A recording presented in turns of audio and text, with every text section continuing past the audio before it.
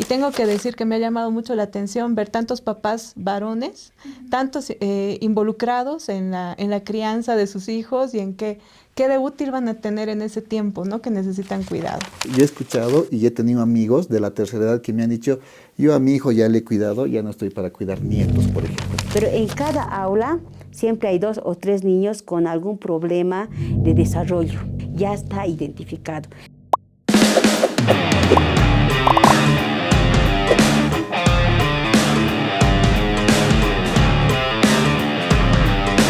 Bienvenidas y bienvenidos a un capítulo más de Contextatarias, el junte de las Gregorias. Y bueno, estamos felices de poder acompañarnos una vez más en un domingo a la noche, un horario específico que ya deben saber en casita para acompañarnos en esta transmisión.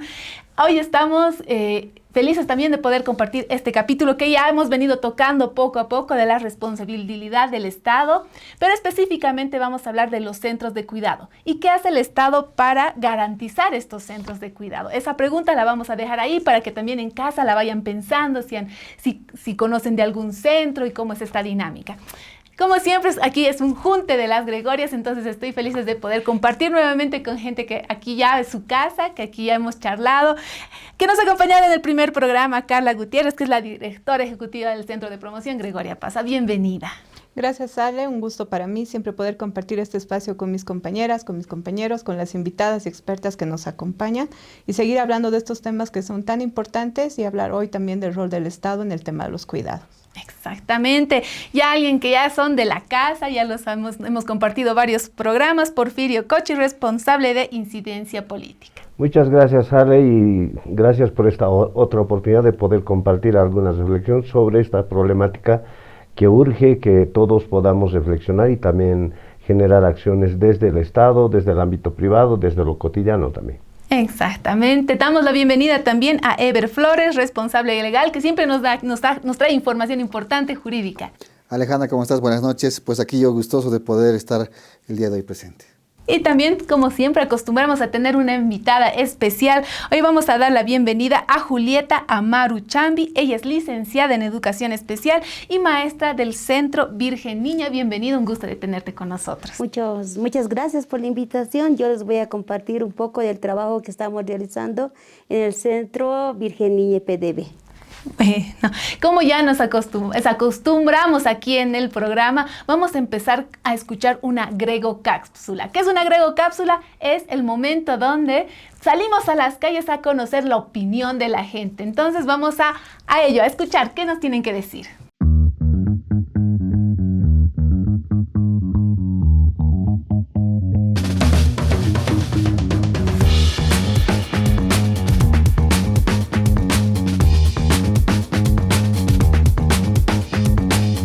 Bento, aquí en Yambal. Soy técnico en telecomunicaciones. Bueno, estoy desocupado. Tal como me ves, soy luchador de años, 22 años luchando por acá. ¿Estudiante? Jubilado. Por ahora ya soy jubilada, estoy en casa. Soy diseñador gráfico y fotógrafo. Fonoaudióloga. Soy profesora de canto. Soy cantante y músico. Sí, en una guardería de la alcaldía. No, nunca le llevo. Solamente a un centro de salud sí lo he llevado, cuando eran bebés. No. Sí, tengo 3 hijos. Los 3 están en un centro de motivación temprana, activación temprana. Sí, guardería, después estaba en karate también. Así es, mis hijos menores han tenido la oportunidad de ir a una guardería que era dependiente de una parroquia. Sí, está en talleres de danza y también ha tenido reforzamiento en la parte de terapias con fonoaudiología y terapia ocupacional. Hemos ido a Mente Activa a tener sesiones de estimulación temprana y también estábamos haciendo terapia ocupacional y fonoaudiología. He llevado a cursos de canto y clases de música. Nos ayuda para poder hacer otras cosas más, ¿no? Que nos ayudaba, ¿no?, a cuidarla, no teníamos con quién dejarla, entonces nos ayudaba en eso. Y también le apoyaban en lo educativo, le enseñaban a hacer cositas ahí. Porque si no hay dinero, no hay plata. Primero que nos permitía pues tener el tiempo para poder dedicarnos a trabajar a madre y padre. Primero, la manera en la que se desarrollan con otros niños. Dos, creo que el hecho de interactuar con manitos, piecitos y demás.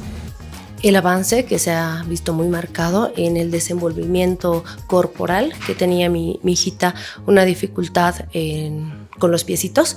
Entonces con la rehabilitación ha ayudado bastante y por eso actualmente pues está pasando clases, talleres de danza. Las referencias que nos dan, ¿no? De poder desarrollar el lenguaje, la psicomotricidad, cosas que nosotros a veces lo tenemos como que vamos a aprender nomás. Sin embargo, con estas herramientas yo he visto cómo ella ha podido entender mejor. Bueno, el beneficio es de que ellos pueden seguir aprendiendo y expandiendo sus conocimientos, ¿no? 5 años. Tenía 3 años, antes lo dejaba con mi mamá o con algún familiar. 4 años. Era un bebé de 1 añito y mi otro hijito tenía 4 años aproximadamente. Tienen 4, 2 y 10 meses. Mi hijito tenía 7 años y lo dejaba en la escuela de música. 4 años. Público. Eran privados. Era público, ¿no? De alguna manera era para, más que todo, para la gente que trabajaba y sobre todo no tenía recursos económicos muy fuertes, digamos, ingresos muy fuertes. Sin embargo, nos cobraban un monto económico. Es de convenio. Es junto con la iglesia y bueno, de los aportes de los padres. Privado, porque en el público no hemos tenido buena experiencia. Privado. Sector privado. Sí, porque ayudan, ¿no?, a las mamás a que se puedan los chicos interiorizar en esas cosas que no hay, por ejemplo, como te he dicho, el de violín. Hay cursos que se pagan y son caros, entonces los cursos que ella ha estado no han pagado, ¿no? Eran gratis. Y entonces eso es bueno, ¿no?, para las personas que no tienen recursos económicos. Sí, porque ahora el rol de los papás y de las mamás ya está más abocado también a trabajar, a ayudar en la casa. Se tiene que ayudar en la casa. Entonces sí hace falta mucho eso. Sí, se necesita. Para los niños, bueno, en salud sería en este caso, ¿no? Porque sería en salud, solamente ya tengo mis nietos, ya creo que ya, como le diga, mis hijos mayores ya son. Yo soy abuelo ya. Creo que sí, porque ya la mayoría de los padres que trabajan necesitan que cuiden de sus niños y lugares así que aprendan también y mejoren su educación, estaría muy bueno. Sí, es importante, porque si no los padres jóvenes no saben qué hacer. Se necesitan centros de cuidado, pero especialmente estos centros de cuidado deberían ser de alguna forma modulados en los precios por el gobierno o por la alcaldía o por quien esté a cargo, ¿no? Eso sería. Las guarderías que están a cargo de la alcaldía creo que aceptan muchos niños y no da abasto para que sean bien atendidos. Totalmente, porque lo común de una guardería es colocarle algún juego o colocarle la televisión o algún tipo de manualidad sin ningún fin. Entonces, que exista un centro con objetivos me parece más adecuado para su desarrollo.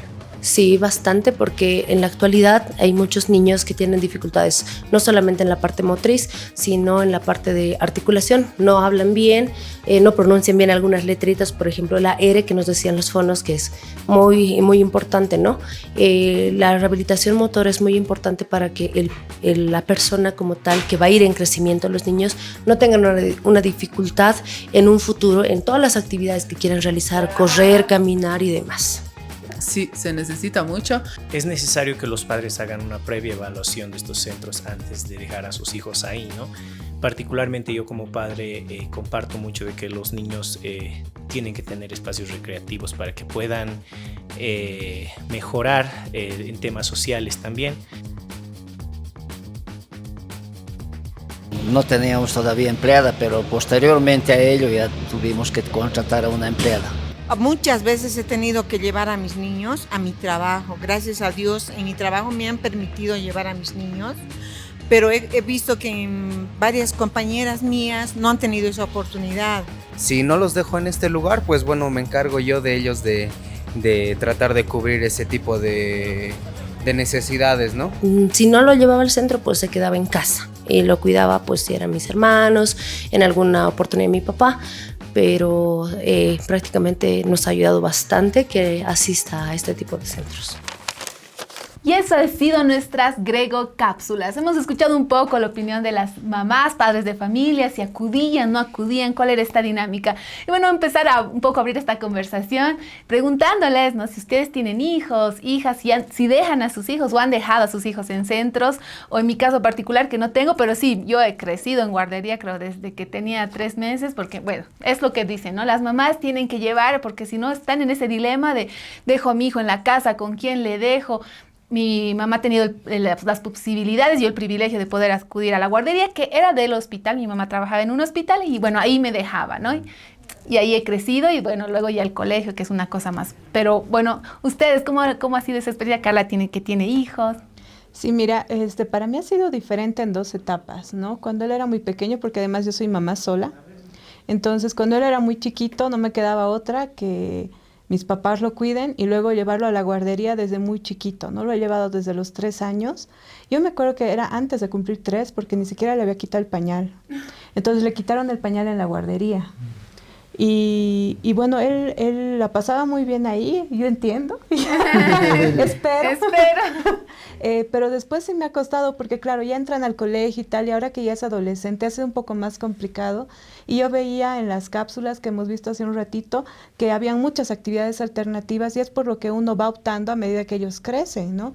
Mi hijito ha tenido que pasar clases de inglés, vóley, básquet, guitarra, todo lo que podamos, porque si no, ¿en qué ocupa el tiempo y quién lo cuida durante ese tiempo?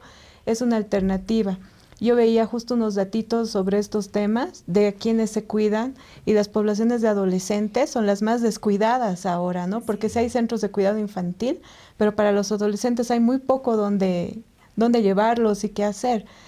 Pero tienes que pagar en muchos casos, ¿no? Entonces, creo que muchos de los casos que hemos visto hace ratito en las cápsulas, y tengo que decir que me ha llamado mucho la atención ver tantos papás varones, tantos involucrados en la crianza de sus hijos y en qué de útil van a tener en ese tiempo, ¿no? Que necesitan cuidado. Entonces, creo que a todos nos ha tocado y a todas nos toca pensar qué hacemos para poder trabajar y que ellos crezcan bien, ¿no?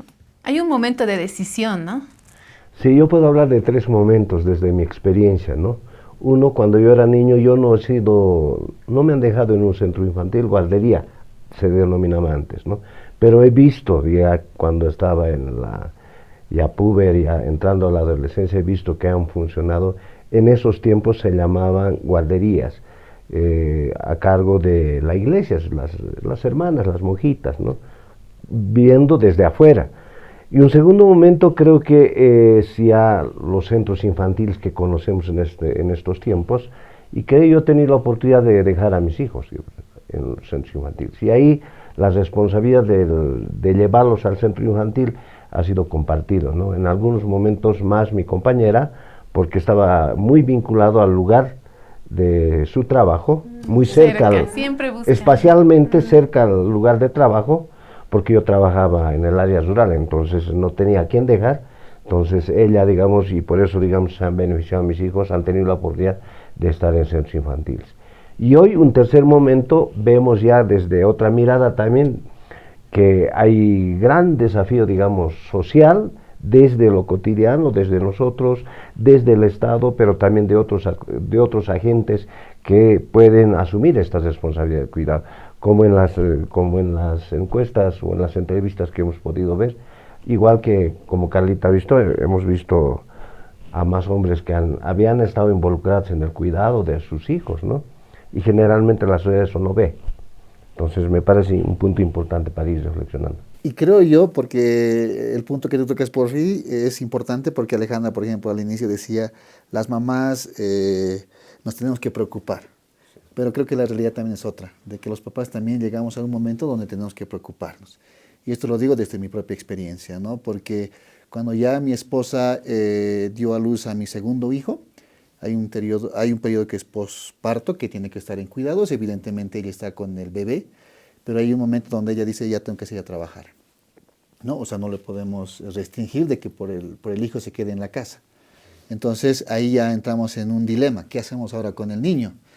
Y creo que tal vez en la tercera etapa, Porfi, tal vez hubiera sido cuando uno es abuelo. ¿Qué es lo que pasa? Por ejemplo, en el caso mío, lo primero que pensamos ahora, lo dejamos a tu mamá, o decía a mi suegra, o a mi mamá, digamos. Entonces, pero no han pensado en sus papás. Claro, no han pensado en sus papás. Claro. Y acá, por ejemplo, y ahí es un dilema. ¿Por qué? Porque muchas veces yo he escuchado y he tenido amigos de la tercera edad que me han dicho, yo a mi hijo ya le he cuidado, ya no estoy para cuidar nietos, por ejemplo. Entonces yo con mi esposa yo conversaba y le decía, pero mira, ¿qué tal si tu mamá tiene esa idea? O ¿qué tal mi mamá tiene esa idea? Entonces, como que hemos ido testeando. Mami, ¿será que me lo puedes cuidar? No sé qué. Entonces, como que la mamá ya dice, ya tráelo.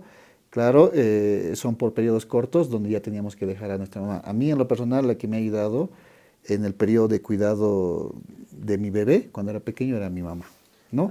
Ahora, ya cuando ya tiene 3 años, estoy en busca de un centro. Ahí es justamente, ya he ido a buscar varios centros. Es que es la y salvación, ¿no? Sí, he tenido que ir a preguntar en entidades privadas, ¿no? De cuánto es el costo, y hay una variedad de costos que Julieta nos va un poco a dilucidar cuál es el tema del tarifario de estos centros. Antes de olvidarme, que seguramente Julieta nos va a reforzar algunas ideas, creo que para el tema de los cuidados de los hijos, predominantemente son las mujeres quienes localizan estos espacios, estos centros, motivados por el tema de darse oportunidad de asistir al trabajo, de darse de oportunidad para seguir estudiando, y porque no tienen quien les cuide en la casa, primera cosa, las mujeres más preocupadas por eso. Y leyendo, digamos, escuchando las opiniones de los entrevistados, los hombres, llevamos a este centro de cuidado, no tanto por nuestro interés personal de seguir estudiando o ir a trabajar, sino para descansar, para ver cómo contribuimos en su formación, en su desarrollo de la psicomotricidad temprana, más desde el ámbito psicopedagógico, más o menos veo eso. Más que por un tema personal. Más que el personal. Que las mujeres es diferente, ¿no? Tema personal. Exacto, ahí yo veo dos diferencias. Uno, que es necesidad vital para el desarrollo integral de la madre mismo. Y nosotros vemos solamente en el niño. Que vaya a la escuela de música, que vaya a la escuela del ballet, o a mejorar algunas limitaciones que tiene en su desarrollo integral de psicomotricidad, por decirte, ¿no? Entonces hay que ver, yo creo que esas dos lecturas también, y eso hay que ir reflexionando también, y eso, a ver cómo encaramos en estos días. Interesante, ¿no? Interesante. Ahí yo pienso que hay que hablar también del tema del acceso, ¿no? Porque quienes hemos podido pagar una guardería, quien puede pagar clases alternativas, accede al servicio. Recientemente ha habido un estudio en la ciudad del Alto sobre los centros infantiles de cuidado de menores, y se ha verificado que después de la pandemia, de haber 80 centros municipales para cuidado de niñas, ahora están funcionando 40.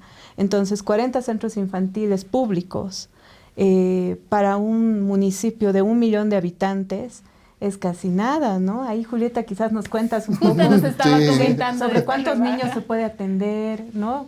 ¿Cómo es ese trabajo? Porque también cuidar los niños de otra persona es agotador. 147.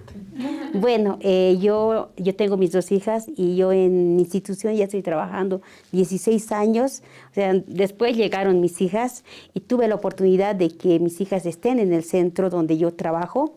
Pero en ese tiempo nosotros trabajamos con un convenio con el programa Pan Manitos, la alcaldía, somos convenio. También trabajamos con el nivel inicial, pre-kinder y kinder, porque terminan la guardería, van al pre-kinder y kinder. Después, si hay dificultades en el aprendizaje o algunos problemas, tenemos el apoyo educativo que les brindamos a los estudiantes, y también hay estudiantes que tienen discapacidad, y también trabajamos con esa población de discapacidad intelectual. Estamos hablando con niños con síndrome de Down, autismo, dificultades en el aprendizaje, o sea, una variedad. Entonces, ha sido un proceso en mi etapa como mamá también, porque sí es una dificultad donde dejamos a nuestros pequeños. También como mamás en un lugar tenemos que ver que el lugar sea seguro, acogedor, o sea, no lo podemos llevar tampoco a cualquier lugar. Como mamá, yo también pienso, y tuve la oportunidad, y creo que esa vez ha habido epidemia en mi trabajo, todas de la misma edad, y todas embarazadas. Y siempre pasa eso. Sí, la epidemia, ha llegado la epidemia, entonces... Con baja, y todos con baja, ¿no? Y sí, era todos con baja, creo. Y nuestros hijos se llevan por meses, y tal vez un año a lo máximo, y la directora en esos entonces nos ha dado un espacio acogedor, donde nosotros teníamos que pagar, o sea, particularmente a una persona que nos los cuide, pero era dentro del trabajo. O sea, eso ha sido una ventaja, porque esa vez todavía no teníamos el convenio con el programa Panmanitos ahora de la alcaldía. Después ya hemos tenido el convenio y hemos seguido trabajando, y mis niñas han terminado la guardería, han ido todavía al kinder y al prekinder. Y de ahí recién los he sacado. Ahora la dificultad que yo veo, que no hay centros de apoyo escolar, porque hay muchos niños que cuando están empezando una lectoescritura en primero, segundo de primaria, hay dificultades. Y ahí, ¿qué hacemos los papás? Entonces, en mi centro hay ese apoyo, pero sí tiene un costo.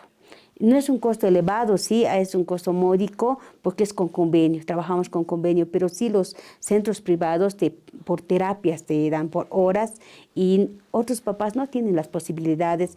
Incluso cuando hacemos una detección, cuando estamos trabajando con el programa Panmanitos, nuestro centro es un centro muy, muy especial porque abarca el 50% de niños que ya tienen un previo diagnóstico médico, porque tienen un desarrollo no normal, entre comillas, como los papás detectan, no está hablando mi niño, entonces lo llevan a un especialista y el especialista deriva, ya tienen referencia con nuestra institución, entonces los derivan. Y en ahí ya estamos en mi institución también trabajamos con un equipo multidisciplinario, entonces los niños desde 2 años, incluso 3 años, ya están pasando terapias de fonoaudiología, psicomotricidad, la terapia ocupacional. Entonces, y esos niños ya son candidatos para ingresar a lo que es programa Panmanitos. Y una consulta ahí, Julieta, ¿tienen mucha gente, hay mucha demanda? Es mucha la demanda. ¿Cómo acceden? O sea, ¿qué tienes que hacer tú para poder entrar a tu centro, digamos? Porque imagino que hacen filas, duermen. Amanecen, nos comentaron. Sí, hacen mucha fila, y hay veces es un poco triste porque tienes que ir realidades que cada familia te cuenta, y ahí el área de trabajo social hace un estudio social. Eso es lo que nos importa, porque tenemos que velar la necesidad, o sea, de la familia. Hay familias que pueden un poquito más, pero hay familias que no pueden, entonces ahí abarcamos. Es una institución que tiene el apoyo de trabajo social, entonces hacen un estudio y van revisando, y de esa forma acceden a nuestra institución. Los ítems que da también la alcaldía no son muchos, y, o sea, como usted decía, ha reducido de 80, ahora son 40, y es muy difícil también en momentos. Te da pena porque de pronto la mamá viene con sus niños y de paso un niño que tiene una dificultad, entonces, ¿qué haces? Y ahí sí se necesita más centros, incluso por zona debería haber un centro de apoyo educativo, de atención temprana. Tenemos que seguir trabajando con políticas desde el gobierno autónomo, seguir trabajando, incentivando que vea centros modelos, incluso para tener la seguridad como mamás de que nuestros niños estén en un lugar bien, acogedor, que se vayan desarrollando de manera adecuada, con las necesidades que el niño tiene y que nosotros como centros podemos dar. Sí, yo creo que también ahí tocas un punto, por ejemplo, estos centros para adolescentes, ¿no? Por ejemplo, el tema del centro, si no me equivoco, es de artes, por fin, si me corriges. Aquí, ¿no? Entonces, justamente yo, para mi hijito mayor, fui a averiguar y vi, hay una sobresaturación de población, o sea, un docente hay mucha demanda, ¿no? Hay mucha demanda, ¿no? Entonces, creo que ahí también ingresa ya el tema de la planificación, ¿no? De la alcaldía, de las autoridades para poder cubrir estas necesidades y tener la capacidad de atención. Por ejemplo, con Julieta conversábamos y le decía, más o menos de cuántos niños estamos hablando, y ella me decía, bueno, salen las listas como de 2.000 niños más o menos. Wow, es un montón. Pero el tema ya no alcanza para ítems, ahí es, ¿no? O sea, el tema presupuestario. No hay ítem. Claro, o sea, el espacio no podemos meter a cualquier cantidad. Tenemos una capacidad. ¿Cuántos atienden por curso? Es que nuestro centro es muy especial. El gobierno nos da, ahora estamos con solo 8 ítems, 8 maestras, y en las cuales hay aulas específicas de atención a niños con discapacidad en edades tempranas. Cosa que no hay otro centro que atiende a esta población así específicamente. Hay 8, de las 8 aulas, son 5 con niños de atención temprana con alguna discapacidad. Y en aulas tenemos, dependiendo, máximo 6 niños. Porque estamos hablando con niños con autismo, estamos hablando con niños con síndrome de Down, parálisis cerebral, entonces no podemos encajar más niños. Ahora, en los otros niños normales, entre comillas, tenemos niños de 2 a 3 años, de 3 a 4 años, pero en cada aula siempre hay 2 o 3 niños con algún problema de desarrollo. O sea, global en el desarrollo, ya está identificado. Y ahí las maestras son capísimas en hacer las detecciones, porque las maestras que ahora están trabajando allá ya tienen años igual trabajando. Son personal calificado para el cuidado de niñas y niños también, sí. ¿no? Entonces, ellas incluso siguen detectando. Ahí me comentaba, ¿no? Me decía, mi niño no habla. Y no, es que muchas veces pensamos, va a hablar. Ya llegan 4 años, 5 años, no habla. Entonces ya 5 años, cuando va al colegio, recién un poquito nos alarmamos, ¿por qué no está hablando? Y cuando ya llegamos a un primero, si hay un retraso en el lenguaje, ya va a haber más retraso. Entonces ya las maestras ya hacen la detección y ya derivan a nuestro equipo. Ya fonoaudiología, psicología, incluso para las familias es un poco complicado. De pronto, mamá, está pasando algo, tenemos que ir para el área de fonoaudiología. No es normal que un niño no esté pronunciando 20 palabras, ya las maestras van identificando. Por eso no hay, ahorita estamos abarcando creo que 90 estudiantes del programa Palmanitos. 90, que requieren muchas especialidades. Además, ¿no? Y que es el único centro, nos comentan, ¿no? Son mamás que todavía tienen que tener al cuidado a un niño que tiene alguna discapacidad, solo puede acudir a un centro, ¿no? ¿Y qué hacen todas las otras mamás, ¿no? Las que no pueden llegar a tener acceso? Es muy duro. Por lo que lo hemos escuchado a Julieta, realmente es un problema social que el Estado debe asumir con responsabilidad. Y creo que este tema también se ha ido discutiendo en la Asamblea Constituyente, donde se plantea la necesidad y está en la Constitución Política del Estado de revalorizar el trabajo no pagado de las mujeres en temas del cuidado principalmente, el trabajo doméstico, el trabajo reproductivo de la fuerza de trabajo dentro del hogar.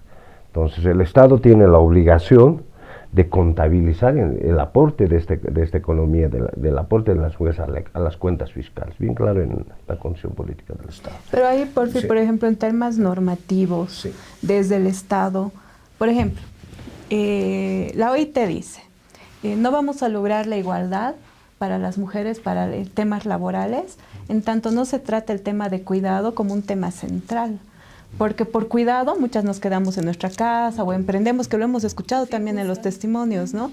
Que decían, no, muchas de mis amigas han decidido hacer su propio negocio porque quizás no había quien les cuide. Imagínense una mamá de un niño que tenga una niña que tenga una discapacidad, entonces ¿dónde lo deja? Entonces dejo de mi posibilidad de trabajar, prioritariamente las mujeres. Tiene que renunciar. ¿No? Tiene que renunciar. Pero ¿qué hace la norma? ¿No? Por ejemplo, en la baja de maternidad a las mujeres nos dan 3 meses y a los hombres les dan 2 días.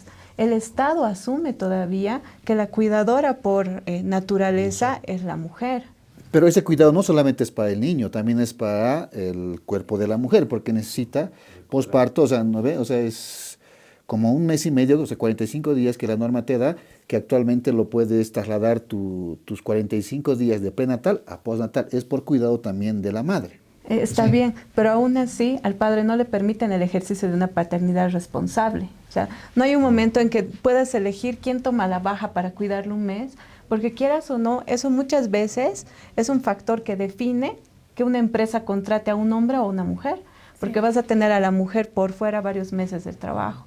Lo mismo cuando hay personas con discapacidad, ¿no? Si bien la ley, ahí tú, Evertito, nos aclararás, dice que una persona que está al cuidado de una persona con discapacidad tiene permisos, tiene ciertas ventajas, beneficios, pero sí. si tú sabes que una mujer está a cargo de una persona con una discapacidad, laboralmente es como que te dejan por fuera, ¿no? Porque saben que va a pedir muchos permisos, que va a haber bajas y tal. Entonces, yo pienso que todavía en la concepción del Estado tenemos un sistema patriarcal muy marcado, ¿no? Porque la normativa no se ha cambiado. Nuestra ley laboral de cuando es de 1940, Sí. ¿no? Ni mis abuelos estaban insertos laboralmente. Pero Sí, ¿sabes ¿no? qué, Carlita? Yo Pero creo que ahí hay que un poquito hay el trabajar, Estado, ¿no? pero también hay el tema de que, por ejemplo, instituciones, puede ser nuestra propia institución, una privada, qué sé yo, si ven a una mujer que está en gestación, van a preferir no contratar y tal vez van a preferir al varón. Porque ahora, si lo ponemos esta figura de que...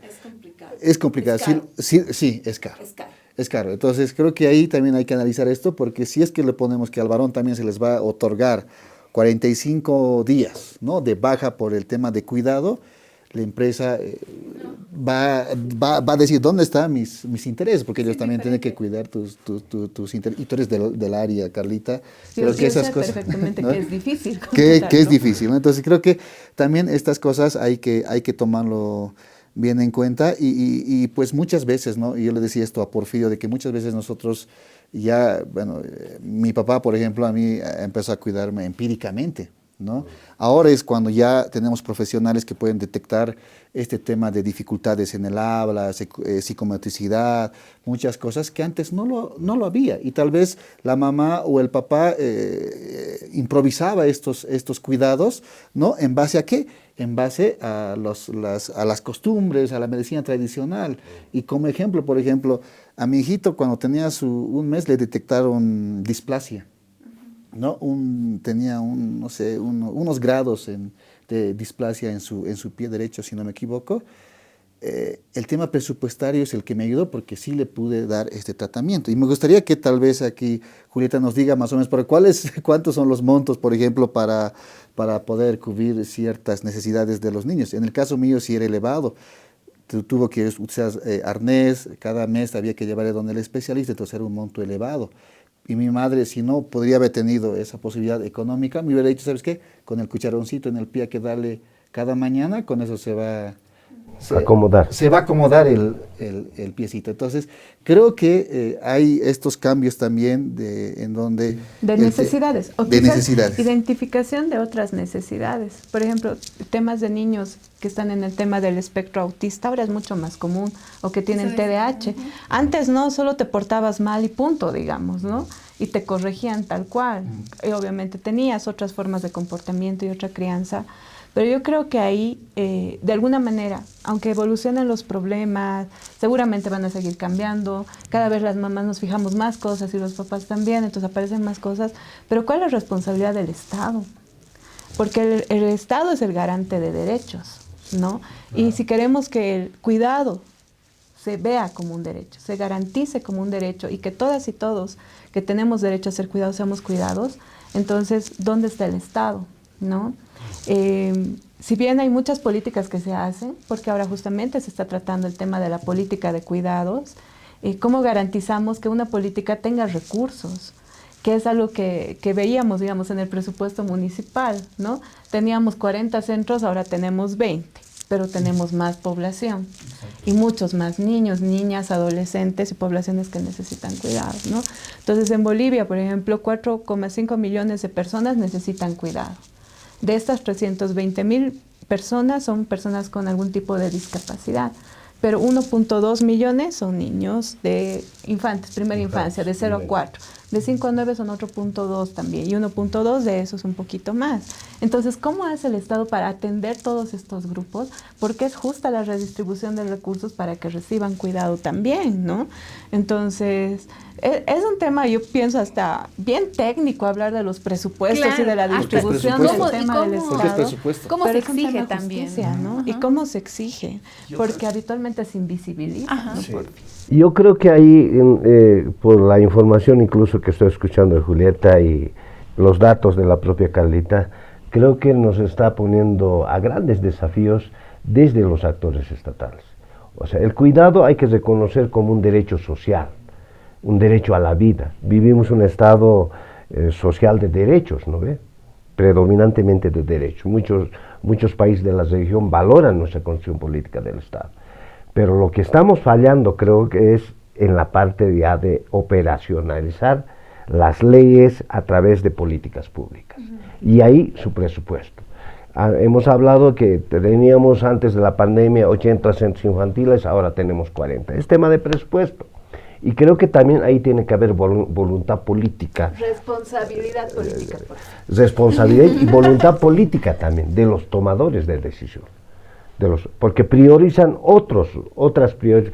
Lo que quieren es mostrar a la población, su acción es política, demostrar a la población son los proyectos de cemento y no el desarrollo integral de sus habitantes, el desarrollo social. Por eso yo digo, es concebido el tema de los cuidados como un derecho social y el derecho a la vida también. Es fundamental, me parece, tomar en cuenta esto, primera cosa. Segundo, creo que desde nuestra experiencia en el Alto, creo que hay que orientar que las políticas municipales prioricen el desarrollo integral, no solamente desde lo que dice la ley Avelino señala, la primera infancia, sino la educación comunitaria, la educación en estos niños, que es el centro infantil, principalmente. Hay muchas poblaciones que requieren cuidado, niñas, niños, adolescentes, adultos mayores.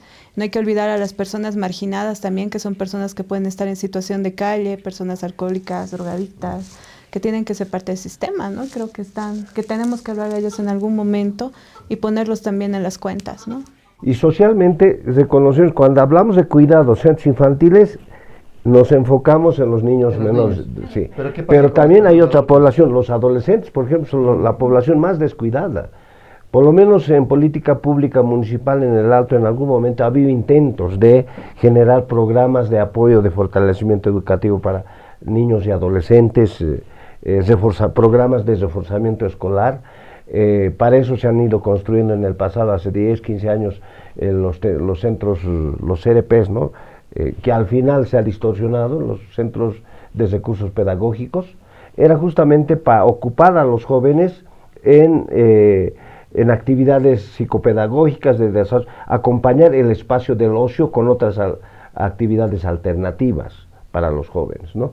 Y justamente creo que esos han sido las fuentes para la escuela de arte, la escuela de cine en el gobierno municipal. Yo creo que hay que retomar esos grandes desafíos que es de esta población que en estos momentos está al aire, nadie da importancia en el cuidado de los adolescentes. Un reto, ¿no?, para el Estado. Sí. Muchos retos desafío. Que cada semana. Pero también para la sociedad, para nosotros, porque sabes que si no hay alguien que insista, que proponga, el Estado, el municipio, la gobernación, ahí va a estar en statu quo. Entonces creo que también hay organizaciones juveniles, por ejemplo, la propia FES, ¿no? O sea, perdido en esto, o sea, ¿dónde está, digamos, las propuestas, tal vez lo que tú decías, los CRPs? Yo recuerdo cuando estaba en el colegio había el CRP, había... Hace mucho tiempo. Hace mucho tiempo, te hablo de cuánto, hace 20, 25 años, ¿no? Eran actividades culturales, había gimnasio, había para un laboratorio de química, biología, artes, o sea... para hacer teatro. Para hacer teatro, ¿no? Y creo que también pero actualmente... Bueno, había muchos espacios de Versito, pero no se consideraban como espacios de cuidado. Claro, es como para que pasen tiempo, ¿no? Ocupación del tiempo del ocio. Bueno, evidentemente necesitamos trabajar mucho para nuestra niñez. Es el futuro y el presente. Si vemos como futuro, tenemos que trabajar el presente con buenas políticas que nos ayuden a seguir desarrollando sus habilidades, sus capacidades, sus potencialidades de los niños, que muchas veces no lo podemos desarrollar. ¿Por qué? Porque mamá y papá salen a trabajar y se queda con terceras personas, porque no hay espacios en las guarderías, no hay espacios en los centros infantiles y los costos sí son elevados. Entonces, tenemos que trabajar con políticas. Nuestro Centro Virgen Niña trabaja con estas políticas inclusivas para los niños desde edades muy tempranas. Hacemos mucho material en nuestro centro, creamos materiales. Ahora esta es nuestra segunda edición de textos que tenemos para guías de apoyo en casa. desde edades tempranas. Entonces, hay mucho que trabajar y yo creo que tenemos que hacer algo como sociedad, como personas, para el bienestar, el presente y el futuro de nuestros niños. Exactamente. Como siempre en cada programa nosotros aquí damos responsabilidad y también exigimos que es... Ahora vamos a ir encontrando maneras. Ahora quiero dar paso a que un poco organice esta información que se ha bajado, que es muy interesante, a nuestra invitada que nos va a acompañar el día de hoy, que está a distancia, pero nos ha estado escuchando, nos ha estado viendo desde Cochabamba. Quiero dar la bienvenida a Jacqueline Garrido Cortés Villazón. Ella es directora de Ciudadanía, que, bueno, nos va a ampliar un poco esta mirada y también nos va a poder concretar, digamos, conceptos, esto que hemos un poco lanzado nosotros, esta responsabilidad del Estado. Te escuchamos, querida Jacqueline.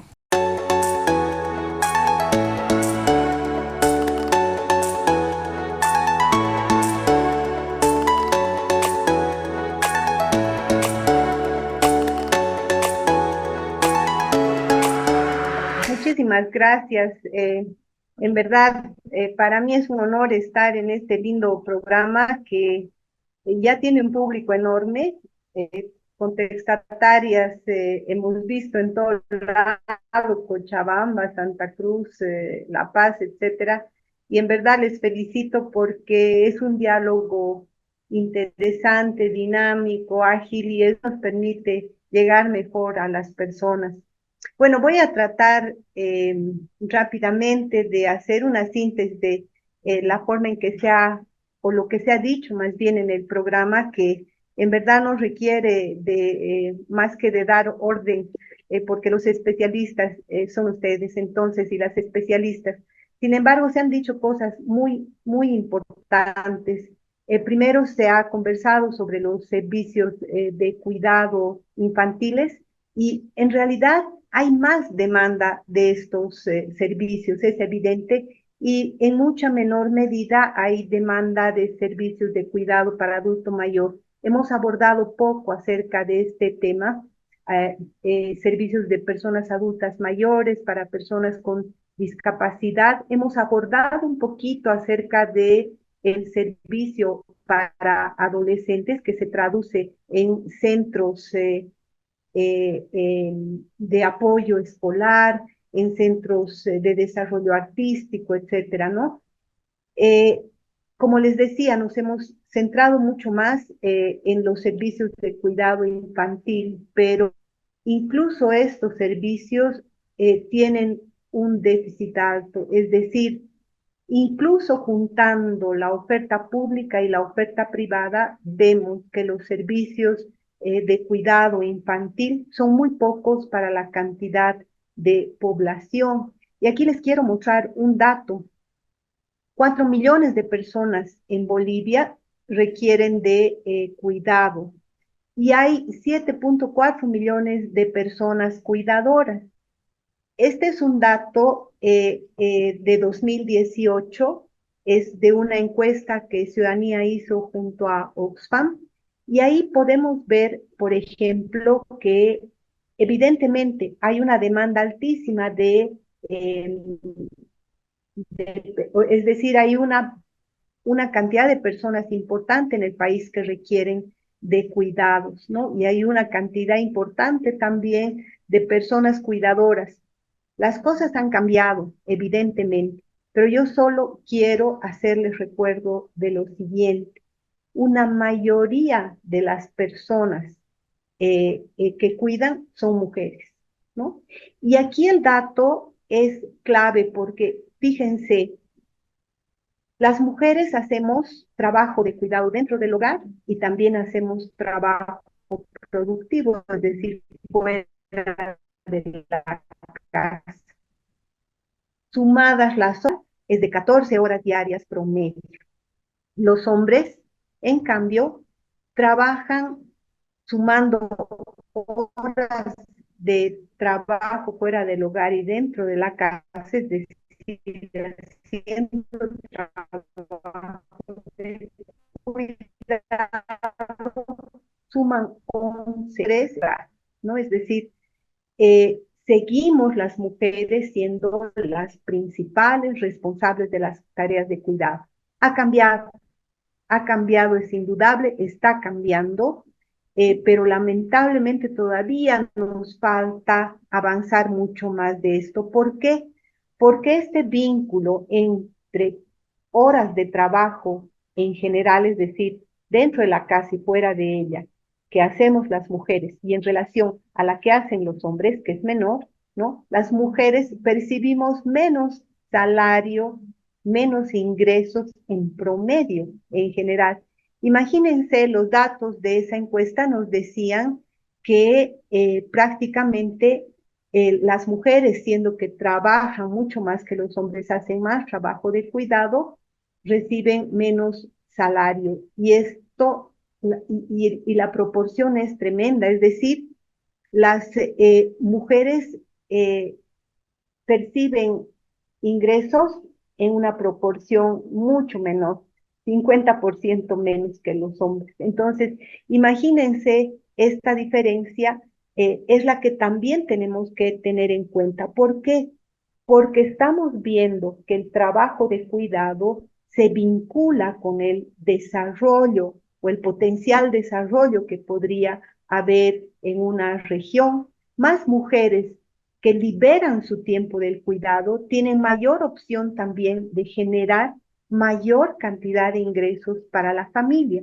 Entonces, como decía Carla, el tema de cuidados es un asunto central que tiene que ver con el derecho al cuidado, es decir, si uno de los derechos fundamentales es la vida, el cuidado que garantiza que esa vida continúe, ¿no es cierto?, es también, por tanto, un derecho. Entonces, desde esa perspectiva, el cuidado como derecho también nos da no solamente esta idea de que el cuidado aporta, sino que el cuidado también debe ser un asunto público y que debe ser demandado ante instancias estatales que son en realidad, que es el aparato que garantiza el ejercicio de nuestros derechos, ¿es verdad?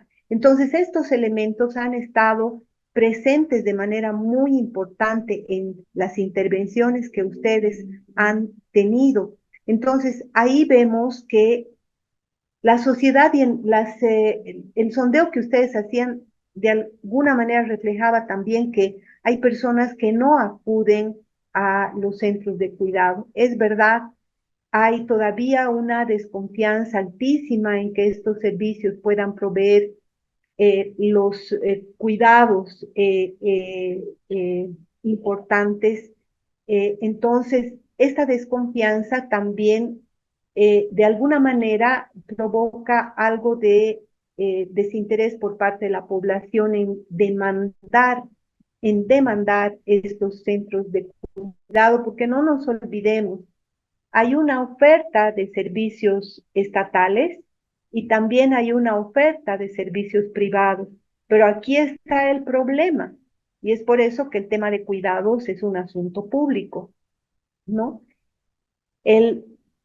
Los servicios privados solamente cubren la demanda de un sector chiquito, porque ese sector pequeñito es el que puede pagar. Son caros. Los servicios de cuidado privados son caros. Ya de hecho, los servicios de cuidado que brinda el sector privado para poblaciones dependientes como niños y niñas, el promedio en el país es verdaderamente alto, está por los 800 bolivianos mes. Imagínense lo que supone, no tenemos ese dato, sí, del promedio de centros el costo de los centros privados para cuidado de adultos mayores durante el día, pero un sondeo que también hemos hecho en Ciudadanía aquí en la ciudad de Cochabamba nos muestra que el pago o el cobro por ese servicio está cerca a los 2.000 bolivianos. Entonces, imagínense, los ingresos de las mujeres en promedio es de 2.000 bolivianos, ¿cómo van a contratar un servicio para cuidado de adulto mayor en otros 2.000 bolivianos? Entonces, esta disparidad es la que el Estado tiene que de alguna manera cubrir, y de eso también hemos hablado, de la importancia que tiene el Estado en la protección de los derechos y en este caso de garantizar el derecho al cuidado. ¿Esto qué supone? Supone la implementación de estos centros de cuidado infantil, pero no nos olvidemos que también son importantes y son claves para otra población dependiente, que son los centros de cuidado para personas adultas mayores y también centros de cuidado para personas con discapacidad. Centros de cuidado para adulto mayor y con discapacidad son contaditos en el escenario público, en verdad contados. Tenemos servicios de cuidado infantil, el número es pequeño, la inversión también municipal es pequeñísima. Imagínense, en un estudio que hace periódicamente Gregoria Pasa, nos dice que antes de la pandemia la inversión en temas de corresponsabilidad del cuidado, y aquí se incluyen los centros de cuidado infantil, era de 1.6% del total de la inversión municipal. Luego de la pandemia, la situación es verdaderamente trágica, trágica. Por ejemplo, de 58 centros de cuidado infantil 52 centros de cuidado infantil que tenía el gobierno municipal de Cochabamba antes de la pandemia, apenas ha recuperado 40, ¿no? Y aún más grave, estos 40 no tienen las condiciones de trabajo y de servicio adecuadas que tenían antes. ¿Por qué? Porque el presupuesto se ha jalado de tal manera que ahora las trabajadoras de cuidado, y no solo me refiero a los centros de cuidado infantil de la ciudad de Cochabamba, sino también de otras ciudades del país y de otros municipios del país. Las condiciones de trabajo son mucho más deficitarias. Las trabajadoras de cuidado, es decir, las facilitadoras de los centros de cuidado, no perciben en su mayoría salario, son solo bonos o en su caso son consultoras en línea que tienen un periodo X ¿cómo se llama?, de trabajo. No es que trabajan durante todo el año, solamente trabajan 9 meses al año, por ejemplo. Entonces, si ustedes se dan cuenta, no solo han reducido las condiciones laborales para estas mujeres, sino también se han reducido otro tipo de condiciones, infraestructura, material, etcétera. Entonces, la situación es compleja en el país en este momento y después de la pandemia, y debemos justamente procurar, en primer lugar, de gestionar ante los gobiernos municipales, de recuperar esta inversión que había antes de la pandemia e ir superándola porcentualmente cada año. ¿Qué es lo que ocurre? Y aquí sí no hemos conversado mucho acerca de esto, pero en el caso de la inversión municipal, en el país en general está destinada a asuntos de infraestructura y poco o mucho menos se invierte en temas de desarrollo humano y aún menos en temas de corresponsabilidad del cuidado. ¿Y a qué nos referimos con esto? No solamente inversión en centros de cuidado para personas dependientes, no solamente niños y niñas, sino pensemos en adolescentes, pensemos en adultos mayores y en personas con discapacidad, sino también programas educativos que promuevan la corresponsabilidad en el cuidado por parte de hombres y mujeres, ¿no? Programas educativos que promuevan la corresponsabilidad social en el sentido de que también las OTBs debemos de alguna manera ser corresponsables. Los dirigentes de las OTBs, y este es un dato también que les comento, y ustedes lo saben, los dirigentes de las OTBs, en su mayoría hombres, y no podemos dejar de lado esta situación, demandan asuntos de infraestructura. Y no así, ¿no? Ahí tenemos hermosas canchas deportivas, tenemos calles pavimentadas, etcétera, etcétera, pero poco se demanda servicios de cuidado. Por lo general, esta demanda viene por parte de los propios centros que ya están instalados, ¿no? En una suerte de sector, digamos, de la OTB que no es precisamente el mejor lugar para el desarrollo y funcionamiento de estos centros, y queda así. Entonces, ¿qué hacemos? Hay desarrollo de programas de educación ciudadana que involucren más al hombre y a la sociedad en el Estado. Eso es lo que puedo comentarles, más bien, eso es lo que he podido resumir de las intervenciones que han tenido, y he agregado algunos elementos más que creo debemos tenerlos siempre presentes. Muchísimas gracias. Muchas gracias, Jacqueline. Es importante, ¿no?, lo que nos comparte Jacqueline sobre las cifras, ¿no? Nosotros no nos damos cuenta hasta que realmente sabemos cuánto se ha dejado y por qué, en qué momento se toman estas decisiones, que nosotros las dejamos y hasta que escuchamos decimos, sí, no se está cumpliendo con lo que ya se venía ganado, ¿no? Seguimos perdiendo, y si quienes pierden, nosotras que también tenemos que exigir más cosas, ¿no? Esta responsabilidad que, como comentaba Carla, es del Estado, las mujeres las estamos asumiendo. Exactamente, creo que un poco para ir cerrando, creo que es importante ver que la pandemia ha puesto al cuidado como una crisis, ¿no?, que se ha sobrecargado en los hombros de las mujeres en la mayor parte de los casos. Nos toca ahora hablar de los sistemas de cuidado, de las sociedades de cuidado, de sistemas de cuidado municipales. El caso de Cochabamba que nos contaba Jackie, en la ciudad del Alto nos pasa exactamente lo mismo, y tenemos que tomar medidas que tienen que ver con decisiones estatales, que son generación de políticas del Estado, leyes, normativas, y la inclusión de los temas de cuidado en los presupuestos municipales. Importantísimo.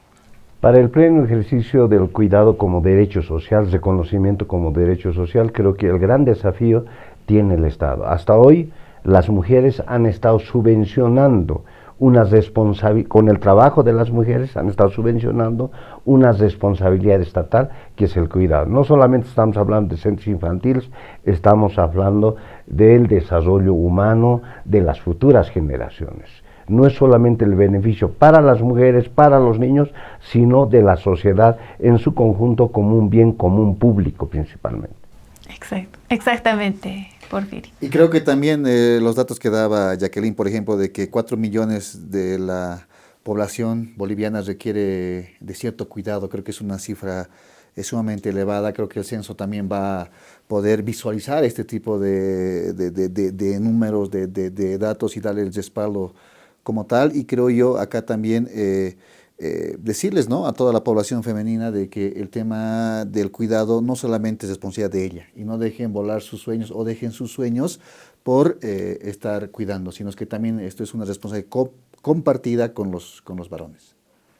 Bueno, resumiendo, ¿no?, sí es unas políticas que debemos trabajar toda la sociedad, no solamente ciertos tipos de actores, porque también es un tipo de violencia que hacemos a la niñez cuando la mamá, la familia, más que todo la mamá tiene que ir con un niño en plena lluvia, tiene que llevar a diferentes lugares. Es un tipo de maltrato también. Debemos pensar en nuestros niños y, como les decía, en el presente y en el futuro. Muy importante. Muchas gracias, Jacqueline, por acompañarnos. Ha sido importante este junte. Nos ha como que siento que nos ha dado energía, como, sí, o sea, a exigir, ¿no? ¿Desde qué lugares, no? Sí, a sentar y también darnos cuenta que sobre qué hombros está cargada esta responsabilidad. Bueno, vamos a despedir a nuestra querida Jacqueline igual vamos a continuar, bueno, nos seguirá acompañando ahí a la distancia en Cochabamba. Y vamos a ir a un sector que nos encanta, que es uno de mis favoritos, que es Juntas Hacemos Historia. Ahí conocemos un poco más del trabajo de las mujeres, de sus historias, de lo que nos tienen que decir. Hoy tenemos a Laura de Rosa, de Feminiflor. Vamos a conocerla.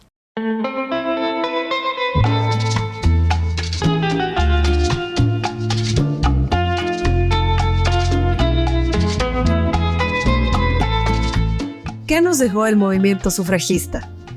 Mientras escribía Cosas del Oficio, uno de mis artículos más representativos recordaba las palabras rebuscadas de aquellas personas que se oponían a la labor periodística de las mujeres, alegando que es un ámbito exclusivo de los hombres y que las mujeres tienen de sobra con los quehaceres de la casa. Por eso fundamos junto a otras compañeras Feminiflor, donde se proyectaban nuestras voces. Mientras nosotras lo escribíamos, nuestros compañeros lo vendían a 20 centavos en las calles. Fue tanta la repercusión que nos agrupamos y realizábamos actividades culturales, veladas literarias, tertulias musicales y más adelante participamos de manera activa en la Guerra del Chaco, que me inspiró a redactar mi primer libro, además el primer libro escrito por una mujer. Feminiflor fue nuestro vehículo de prensa propia para divulgar nuestras inquietudes cívicas y culturales y para luchar por la causa de la mujer. Mi nombre es Laura de la Rosa y al igual que yo, empieza a escribir y difundir tu voz para que juntas hagamos historia. Y eso ha sido Juntas Hacemos Historia. Bueno, quiero agradecer a los que nos han acompañado hoy día. A Julieta le voy a hacer la entrega de un pequeño presente por habernos acompañado el día de hoy. Muchas gracias por tu labor, por el trabajo que estás realizando. Cuida a los infantes, a las infancias, ¿no? Y no hemos tocado hoy, pero también está, ¿no? Esto de... Es un trabajo muy importante y muy grande. Es muy grande, pero también esta decisión de las mamás les pesa y dices, no, dejar a mi hijo en un centro que sea especializado, es una decisión muy importante. A la distancia también le vamos a hacer llegar con Carla, ahí le voy a dar a Carla, pero ella le va a hacer llegar a Jacqueline hasta Cochabamba. Muchas gracias por acompañarnos, ha sido una alegría, crear lazos también a distancia, seguir tejiendo. Y bueno, con esto ya vamos a empezar a cerrar el día de hoy. Carla, querida. Bueno, Jackie, no te preocupes, yo llevo tu encargo. Recordar a las mujeres que es importante que exijamos nuestros derechos. El cuidado y el tener sistemas de cuidado es un derecho. Que no dejemos los sueños, como decía Ever hace rato, que no dejemos nuestras personas por detrás del tema de los cuidados y que juntas podemos. Eso es lo que estamos trabajando ahora y a donde estamos apuntando. Querido Porfirio. Este junte nos está permitiendo también convocar en el ejercicio de sus derechos y además de sus obligaciones a los operadores de la política pública para que asuman este desafío también. Alejandra, pues hacer una invitación a toda la población para que nos siga todos los domingos a partir de las 8 de la noche por nuestras redes sociales a esto que son las contextatarias. Exactamente, Jacqueline.